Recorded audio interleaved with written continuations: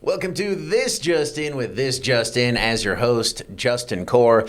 This is a show where we take a deeper dive into the stories most important to you with the people who bring you those stories. And today our correspondent, a first-time guest, bilingual reporter and producer, Gabriela Lopez Cipriano. Welcome, Hi. Gabriella. How you doing? I'm good. How are you? Fantastic. I mean, I'm honored to be here. Just saying. That honor is misplaced. You were talking before the show about how excited you are, and I'm like, oh, geez, all right. Like, who are you meeting? What are you doing today? Why are you so excited? It's like this. It's like, all right. I'm going to try to live up to your expectations. They're maybe too high. You are our second Gabby in a row on this show. You're the first in the newsroom, but one of three total. We're going to talk about that. We'll also talk about a great piece you did on Latinas in Idaho. But first, let's talk about you. I ask all of my first-time guests this. What would your walk-up music or entrance music be? Say you're a pro wrestler or a baseball player. That music hits and people are like, oh, my gosh, that's the GLC. I think it would be What You Say by Jason Derulo. I don't know. Nice. I think it's unexpected because I'm usually like I'm a Say Bad Bunny type of fan or like, more like Latin music. But I really like that song and it just pumps me up. So fantastic. And you make a living off saying things. So it's like, what you say, Gabby? What you say? Speaking of which, what you say about this? You grew up in really a couple places, one of those being Fort Morgan, Colorado. I think you don't have a bio on the website yet, so I just sort of looked around on the web for people named Gabriela Lopez Cipriano. This could be someone totally else. My family texting me a bunch right now. So anyway, what was it like growing up in a small-ish town? I'd say it has its pros and cons. Sure. I mean, the cool thing was that you could go with your friends, anywhere and really build onto that connection you had with them because you truly spend mostly all summer every single day with them, Mm-hmm. So I think that connection you build with your own peers, your community is there. And I love that because now every time I go back, it feels so home, like home, Yeah, absolutely. And it's beautiful. But I mean, its cons is that I think everybody knows your business. In a small town. Yes. That's why I think I run away from it in a way, just because everybody knows your business and you can't just tell one person because that one person's gonna tell someone else, and it just goes around. So I think that's a con. Another con is Fort Morgan is a farming town, so there's a beef plant and there's a sugar beet plant. Oh. And so the smell in the town is not good at all. It's not cute, and I think that's another con. But other than that, I truly enjoyed growing up in Fort Morgan. I also grew up in Mexico half of my life till I was 9 years old. And that was in a city. So it was a little bit more different. When I moved to the United States, it was a shift just because I came from being in a city to a small town. But I mean, the shift, I got used to it. And again, I loved growing up in Fort Morgan. It really made me connect to my community. That is fantastic. And now you're connecting to your community for a living. But as you said, that smell, we were just driving by the sugar beet factory, even though it's actually a sugar processing plant, whatever. We call it the sugar beet factory in Napa. Drove by and it's like, how something that smells so bad and looks so dystopian turned into something so delicious and sweet. It's incredible. It's a horrible smell. And then sometimes you can even, it gets onto you, into your clothes, and it's like, not okay. No. Yes, I know. And then, but you become nose blind to it, so it's like, oh no, do I smell like that now? And everybody is like, bro, you got to put on some deodorant. It's like, no, it's not me. It's sugar. They're like, that doesn't smell like sugar, Justin. But all right, moving on. What'd you do for fun there in Fort Morgan or elsewhere? I think a few things. I mean, we would always hang out at the gym. I would say there wasn't much to do in Fort Morgan. Whoa, humble brag. Just me getting my pump on. But there was also a park named Riverside, and we would just go there every Friday night with our friends, park our cars, and just chill there. So it was definitely like a vibe there, the Riverside Park, and I also ran around that park. So because it's not really dangerous, Fort Morgan. So it's a chill small town. So that's what we would do for fun. 10,000 people. Yeah, everybody knows everybody. Literally, yeah. So unless you got beef with someone, then you shouldn't have to worry about it. Yep. You are bilingual. Which two languages? English and Spanish. Okay. Spanish my first language, and then I learned English when I was about 9-10 years old. Fantastic. I know English and a little bit of French. Hey, that's very cool. little bit. That's cool. Peu. That's about all I got. French, I heard, is a really complex language, so.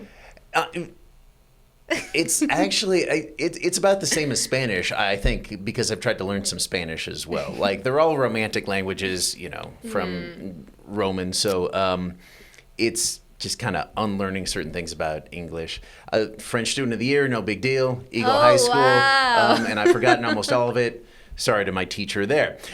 When did you fall in love with news and decide that this is a career you really wanted? It's a funny story. Well, it's an unexpected story, I think. At first, I wanted to get into journalism just because I truly enjoyed watching journalists interview famous people, like One Direction. Those. I grew up with those bands. Me too. Selena Gomez, and I was We're pretty much the same age. I wanna interview them. I said I want to meet famous people. Want to be the red carpet, Grammys, entertainment. And I was like, that's why I want to do journalism. I don't care about the news. I watch the news every single night with my parents. I tell them I do not want to watch the news. But then I interned at Telemundo, and I saw that the journalists had this connection with community. And I was like, this is truly not just about a pretty face on TV, It's about your community and informing them. And I think that's when I truly, truly fell in love with news and wanted to pursue working in news, because I realized it wasn't, you just stand there, give the news, go and grab whatever, resource or interview. It's about, connecting with your community and listening to the stories of those that maybe don't have a resource where they could actually tell your story, and they're just telling their story through you. And I mean, that's truly how I fell in love with news. And Fantastic. Unexpected, but also a great story. You went to school at the University of Northern Colorado. Go Bears. In Greeley. Go Bears. Just beat the Vandals, by the way. Sorry to bring that up. How I'm actually so very excited about that, because we used to lose every single game. So now hearing that we're coming back up, it's amazing. Sorry to Vandal fans for bringing that up again, but big for them. How was UNC, the real UNC? It was a great experience, I would say. It was a very diverse school. That's what I was looking for. And I truly learned a lot, and I'm glad that I went there, because I met some of my longtime friends. Sure. Yeah. And it was just really great. They have a great program of journalism there. Cool. And it was a great experience, I'd say. I don't regret choosing that school. That's awesome. On their website, they say 44% of the students there are first-generation college students. You were as well. What was it like going to a school with so many? I would imagine you kind of have to be really driven for that. Yeah, definitely. I think it was inspiring and motivational in a way, because you just see this. I have two friends who were also first generation students, and I would see them and I'm like, no, we have to go. Like, we have to do it. Like, we have to make it, Like, we can't just be like, never mind, I don't want to do it. Like, I think we had to try harder just because we wanted to make our parents proud, and most importantly, like, ourselves proud.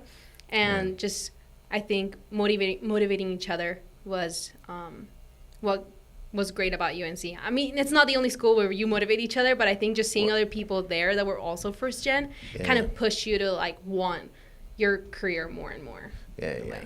Do you think it's part of, like, and we're going to talk a little bit more about representation later, but exactly that you wanted someone like you to be on air, on the news, so that other folks, maybe Latinas or just people of color, or people from a farming background whose parents didn't go to college or maybe even finish high school, that they were like, oh wow, like that's what I can be. I'm seeing myself on the air. Yeah, like, I think it truly pushed me to just, like you said, represent and wanna inspire others in a way. So I think, and then not just seeing my career, but seeing others in other careers. Like, my two friends are accounting majors, and I'm like, this is gonna be great, because I know for a fact that when my parents go to a place and they see someone that looks like us and they can talk to in their language, their face brightens up, And I can tell you that from experience, because when I first got here to the United States and I went to school, when I first saw my teacher, my ESL teacher, my face just brightened up. I was like, this lady's gonna get me. So I think it's beautiful that I went to school with a lot of first-gen students just because we could really relate to one another and just help out our community. That's most important too. What is the one big thing or some of the big things that you learned at UNC and interning at Telemundo, besides what we've already talked about? Yeah, I mean, at Telemundo, I learned a lot. I learned how to be a journalist. Yeah. I would see those journalists, put in positions that they had to make decisions and they had to work hard and fast, I think, in this industry. And it scared me a bit first. I was like, oh my goodness, I don't know if I can do it in the journalism world. But then once I got it done, I was like, this is actually cool, Yeah. So I learned how to work, I guess, faster. And I produced some of their shows at the 10 p.m. shows in Denver. It was a great experience. I mean, I learned truly how to report in Spanish. Yeah. Which was something I didn't even know when I first got to Telemundo. So now I'm not a professional yet, but I think I'm working myself towards that area. And I fell in love with news in Spanish. Like I said, I grew up watching news in Spanish because my parents, there was not one night they wouldn't watch the news. So I grew up watching news in Spanish. So just being there in Telemundo just opened my eyes to, wow, this is amazing. And again, they taught me that it's important to connect with the community through journalism. So that's what I learned there. And at UNC, I mean, I learned everything, both thoughts package, all that, all the terminology and everything, and also, reporting in English as well, because I didn't know, and that's something I'm learning here at KTVB, I think, reporting in English, because it's so much different than in Spanish. So I love that I get like a whole different language. Yeah, I love that I get the two things here, so it's beautiful, yeah. Fantastic. Well, you're doing an amazing job, and you talked about not being a pro yet, but you literally are a professional at this now. At least I hope they're paying you. Oh, well, if not, let me know. Okay, all right. HR. Yeah. Call the HR. Are we paying these people? All right. How'd you get your job here? Through an interview. I'm kidding. Okay, makes sense. Good. No, Fantastic. So I was just looking online, anywhere. I was like, I just want to help somewhere else, and then Colorado, because I spent my college years in Colorado, and I was 45 minutes away from my home, so I wanted to be kind of away from home, like actually this time. So I just started looking jobs anywhere, and when I saw the position bilingual producer, I was like, I think I love that, because I can have two and learn from the two worlds at the same time, so I'm happy that I got this job. Like as soon as I got it, I was just the happiest person on the planet. That is awesome. I know you've only been here just a few months now, but how do you like Boise and KTVB so far? Boise is beautiful. I love it. I think the first day that I got here, I went on a run at the Greenbelt, and I was just surprised by how beautiful it was. Like, I think this is where I'm supposed to be. Right. Like, yes. I'm meant to be here because it's such a long distance. And I mean, I love running, and it's just in one place, and you go through so many, like, areas in Boise. Yeah, I mean, it's, I think, 20-some miles or whatever that you don't have to go across an intersection or wait for traffic. You can start at Lucky Pete, go down to Eagle if you want. So it's beautiful. And KTVB, I mean, I love the people here. I mean, I mainly get to work with Hector and Brenda, and I enjoy working with them. Nice. But I mean, everybody else, it's amazing. Like, everybody just, I think, helps each other. And when it comes to feedback, I think we have that as well, and I think that's something that we need in journalism in order to grow. So I love that, and I love that I get to report in English and Spanish again. I truly love that. I think it's a great opportunity. Yeah. The only feedback I have for you right now, I don't appreciate you dressing better than I am. Oh my gosh, no! I'm just kidding. It's pretty much unavoidable. I come in here looking like I've just gotten off the Florida furniture store. That's right. Blue and orange. You representing, what would Denver that be? Broncos. Texas Tech. Oh, yes, of course. Are there any other Broncos? There are.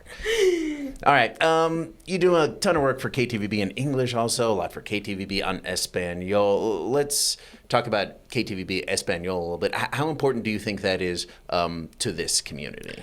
I think it's vital to our community not in Boise, but like all Idaho, because we're the first broadcasting station that has Spanish content. So I think I'm honored, first of all, to be part of KTVB in Espanol, and I think it's very important for a community to be informed, especially in these times where there's a lot going on with a lot of topics, and having that source that you can trust, I think it's pretty important, especially now. So, yeah. Critical. Well, that is awesome. We are overjoyed to have you, doing an amazing job so far, even though, you're dressing too awesome right now, but I understand working with a guy like Hector, who's a drip lord, you have to do that. Okay, not that much. We're going to talk about Hector behind his back in this commercial break real quick. After that, we're going to see your profile of an educator, legislator, and Latina next on This Just In.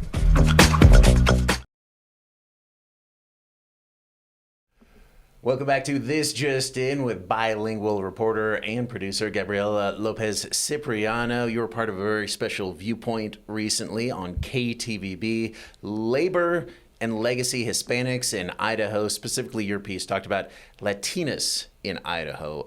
Can you set up your piece for us? Yeah, I spoke with Sonia Galavis. She's a representative here in Idaho, and her story was just super inspirational, I would say. Mm-hmm. She talked about how she is basically the only Latina right now in representing. And I think that's beautiful to have in Idaho. I mean, we know the population is growing still. It's not as big as in other states. But, I mean, to have one representative is amazing. But I did talk to this other lady. Her name's Maria Gonzalez Cardenas. She's an activist. That I would describe her as an activist, and she said there's more to do in Idaho. Yeah. There's more representation in politics and education. I mean, we know there's 19% of people in school who are Latinos, but only 3% of those, I think, are school staff. Right. Yeah, and she said there's that need. There's more. There needs to be more representation. But I think this piece overall just taught me to never give up and to want it really, to want something really bad and to go for it, not to just say, oh, I'm going to do it. But actually do it, No, you really got to do it. Actually do it. And just representing, because that's super important. Just representing and not being afraid to be the only one in a room. Fantastic. Well, her story is awesome. Your story on her is awesome. Let's take a look at that right now. Like seeds planted in challenging soil, Latina women have grown roots of resilience, blossoming into leaders who transform communities through education, activism, and representation. I'm keenly aware that I am, la única that's here.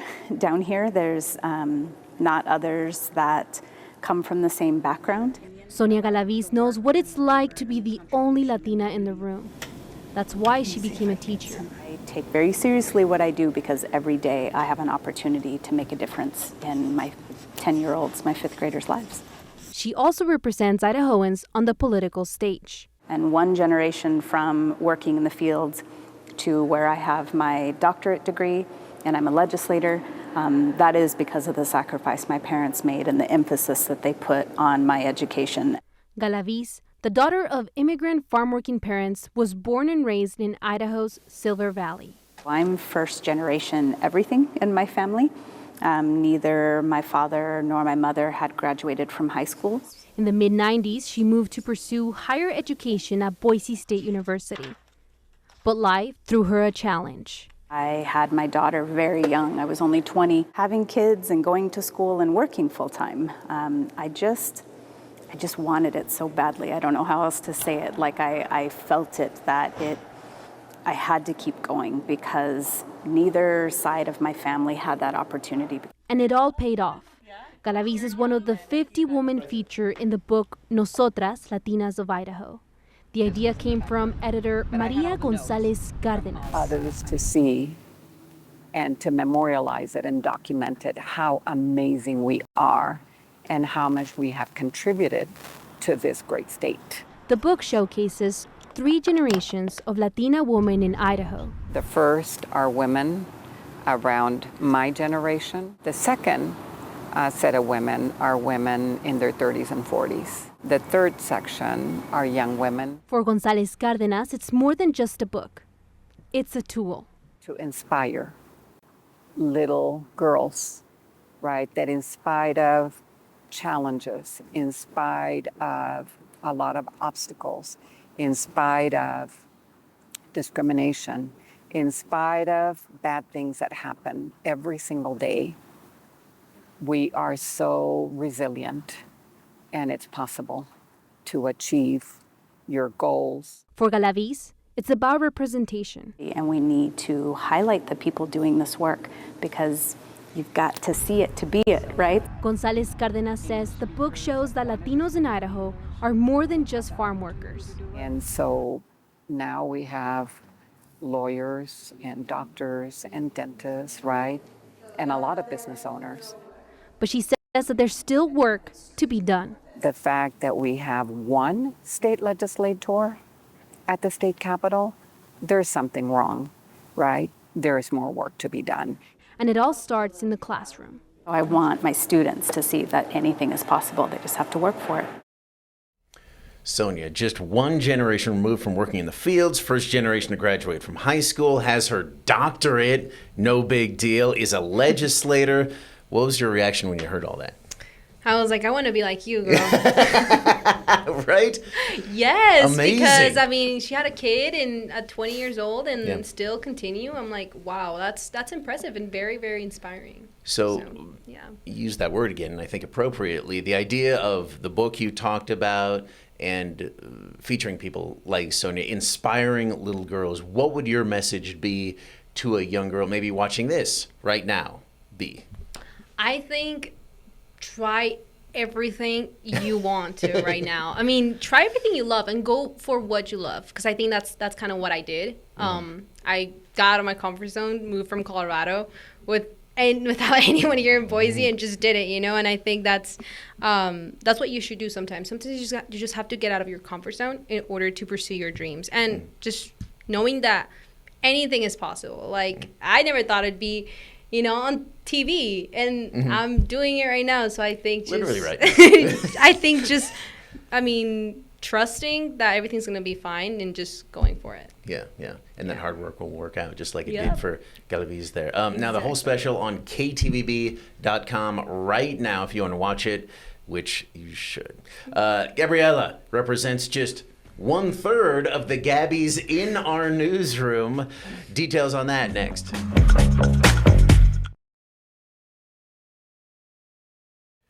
Welcome back to This Just In with bilingual reporter and producer Gabriela Lopez Cipriano. Now, you are I'm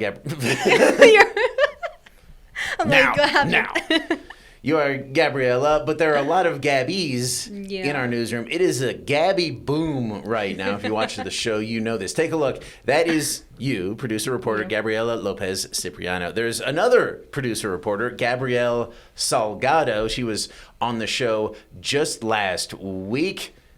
I thought I had a picture of her, but you know what she looks like. She was on the show last week. And then our final Gabby, morning editor, Gabriela Gomez. Okay, so calling all of you Gabby is a nightmare. Nobody knows who anyone is talking about. It has happened to me a number of times. Last week, Gabrielle Salgado came on the show and staked her claim in the nickname Gabs. So that's off limits for you. You can't be that anymore. You have the second picked in the Gabby nickname draft. Will you stick with Gabby? Maybe go with another nickname. And before you answer, what have some of your other nicknames been? You know, they used to call me Gabsters. When I was younger, my cousin used to call me Gabsters. I know. All right. I know. And since they used to call me Gabby too, one day they call me Gibby. Like from iCarly. That was so bad. I don't like that. Before my time. I'm so young. iCarly is before my time. GLC might be a possibility. Hey, GLC's not bad. We were talking before the show that maybe the OG. Because you were the original Gabby, the OG in the newsroom. It's time to make your choice. Oh. Gabsters, GLC, the OG, Gabby, classic. You can just go with your actual name of Gabriella if you want. But you got to make a choice. I think I'll go with the basic Gabby. I mean, Gabby? Yeah, I'll just Okay. go with the basic. I mean, I'm sorry I Nice. disappoint people with some crazy nickname. I'm going to go basic. You don't disappoint anyone. No, that's okay. Gabby Gabby. Lopez Cipriano. Thank you so much for being on the show. Thank you for Really having me. It was appreciate an you. honor. And again, You talk up this show way too much, but I do appreciate it. Hey, do you want to talk up? We keep hitting those I bugs. know. Let's get those out of the way. Do you want to talk up this show a little bit? Maybe like Gabby has been. Text us 208-321-5614, hashtag JustIN. Comments, questions, we'll take them all. Gabby Lopez Cipriano, thank you so much. Thank again. you for having me. It was Justin. awesome. We'll see you next time on KTVB Plus.